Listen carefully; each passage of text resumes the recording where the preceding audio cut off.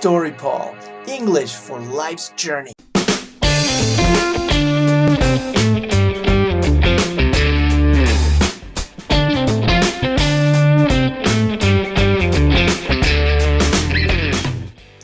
Hi and welcome.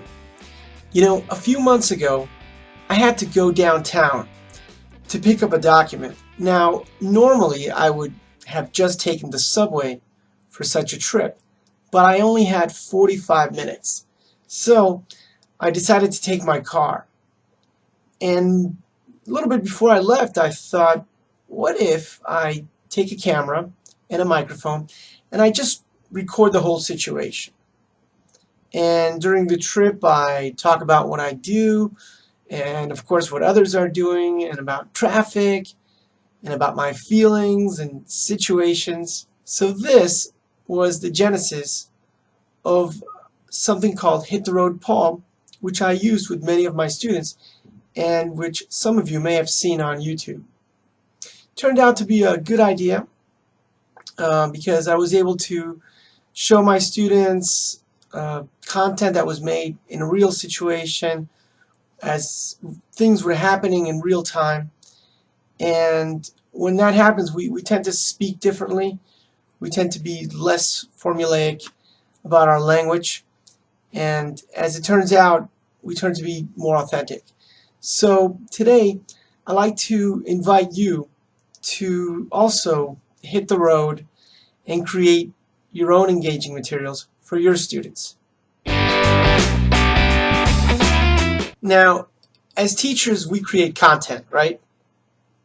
We prepare lessons. We certainly write on the board quite a bit. We create tests, of course. With computer technology, you know, we're able to create also tests and study materials, add fonts, colors, you know, pictures. Now with the internet, we're able to share slide presentations and also make videos. But oftentimes we create the content from a stationary place, our office, the classroom, maybe at home if we work at home, and we just add whatever materials necessary using technology. But the thing about language learners is that ultimately they're learning the language to use it in a context, right? They're not going to be sitting at home for the rest of their lives repeating verb tenses or vocabulary or even specific sounds that they learn in pronunciation. They're going to expect to be able to use a language in a certain situation.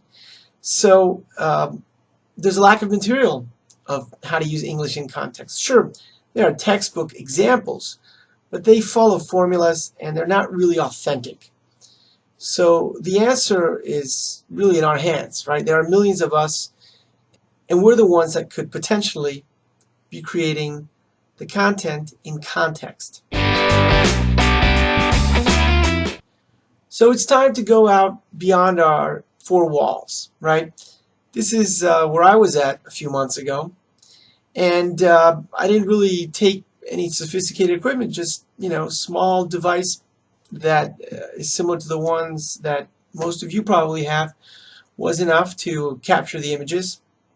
And really, we could go anywhere to create our content in context. It could be going to an office like I had to go to, in and around school, to the supermarket, to the gym, around the park, or it could even be at home but doing something that's not writing a lesson, right? Maybe gardening, or one of my favorites, preparing a good cup of coffee. Okay, tools and format. This has to do with what kind of tools we're going to use. Now, in the previous section I spoke about smartphones, right? Another type of device that we can also use are tablets. Either one is ideal for this because they're easy to carry, they're easy to use. You don't have to be an expert camera operator or sound engineer or film director to operate. Okay, you just have to try to get, you know, frame the shot properly so that you're shooting what you're trying to shoot, right? And regarding the format, this means thinking a little bit about what it's going to look like at the end, how you're going to deliver this. So this means checking out maybe the editing program. Is it going to allow you to put text or are you going to have to add text later in a slide presentation that you'll share, or both? Format has to do with how you're going to appear or what you're going to show. Are you going to be filming your cat, so you're not going to appear, but your cat is going to appear? Is somebody going to be shooting you, right, filming you, so you're going to be on screen? Is it going to be kind of like a hidden camera thing where the camera's not really supposed to be there, right, and the only ones who know about it are the audience and you? So whatever idea you have in mind, and you can have a lot of fun with this, that's your format. And if somebody else is going to intervene, like maybe you're going to have a conversation with somebody at the supermarket, and you're going to be, shooting this with a smartphone, it might be a good idea to tell them beforehand that you're an English teacher, you're doing this for a class. They're going to go along with it. The only place where you're not going to be able to shoot with one of these is inside a bank. Okay, by experience, what we really mean here is not the experience that you're going to go record, right? The context, although of course that's important.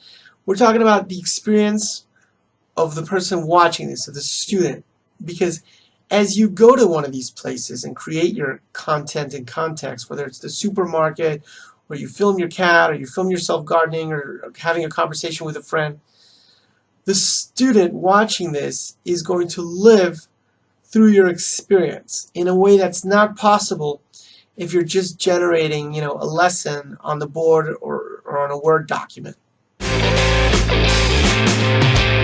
Okay, now pay special attention here. We have to extract language from our recorded experience. We're faced with this situation of, do I have a language lesson that I can do here? All present perfect or all WH questions? The answer is absolutely no, you do not. Okay, what you have is a sum of many things. You're going to have some grammar points in there that you can teach, the way you use grammar, some pronunciation points, some idioms and phrasal verbs, and the sum of those will be your lesson. It's how you spoke about that subject, or how you and another person spoke about a subject. That's the authentic language. That's what they're not going to find in a textbook. So don't worry about the language component being perfect or homogeneous. It won't be. Storytelling, my favorite topic. Now, you do not need to tell your experience in the way of a traditional story. That's really not what we mean here. By storytelling, what we're talking about is just make sure you have an order that fits a logical telling of an experience. A beginning, a middle, and an end. That's all it means. Make sure you show us those different parts of a process, whether you're washing your dog or making coffee or shopping at the supermarket. Now, of course, you don't have to show us every single second. You can take out all the boring parts and just show the key moments.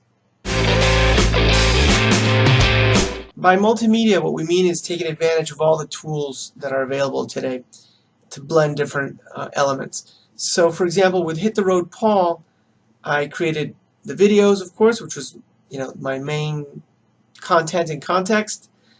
I created study guides on SlideShare. They were PowerPoint presentations, but I uploaded them to SlideShare. And I did a few study quizzes on ClassMarker. That's a website that allows you to create tests. And I put those three things together, and a photo gallery as well, on TAC. Right? TAC is a really nice website that allows you to create all kinds of presentations and blog posts and articles. It's very multimedia friendly. So basically, it's like I created a course that has all the necessary elements in one place. Okay, so once you've created your materials, you are ready to deliver them to your students, right? In the previous section, I covered many useful tools to do that. But beyond that, what's really great, what's really in the spirit of the online teacher, is to share the materials you create. Okay, the logic behind this is that we have a lot of formal materials from books with charts and lists of vocabulary and whatnot, but we need more authentic material created by teachers. Okay, we need more content and context. So you're definitely welcome and invited to use the materials I create. I definitely use a lot of the material created by my fellow teachers, and I hope to be using the materials that you create too. Thanks so much for joining me.